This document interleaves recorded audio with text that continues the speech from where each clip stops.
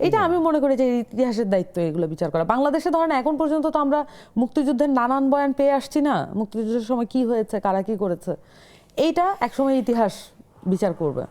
ইতিহাসে সবকিছুই চলে আসবে, কেউ তো করতে করতে তো এমন হতে পারে যে আমরা অর্থনৈতিকভাবে ক্ষতিগ্রস্ত হব, কিন্তু এই জন্য আমাদের আমরা বিপদেও পড়তে পারি। এই কারণে আমি যেটা মনে করি, আমাদের দেশের মানুষের, আমরা তো আসলে পপুলিস্ট অ্যাকশন নিয়ে বেশি কথা বলি এবং টকশোতেও ধরেন চিৎকার চেঁচামেচি আওয়াজ এগুলোকে বেশি পছন্দ করে মানুষ, কিন্তু আমরা আসলে ওই যে ক্রিটিক্যাল থিওরি এবং পলিটিক্স আসলে যেগুলো দিয়ে আসলে নির্ধারিত হয় এগুলো নিয়ে তো আমাদের দেশের মানুষ যদি ভাবনা চিন্তা করেন, সেটা আমাদেরকে লং টার্মে অনেক বেশি সুবিধা দেবে।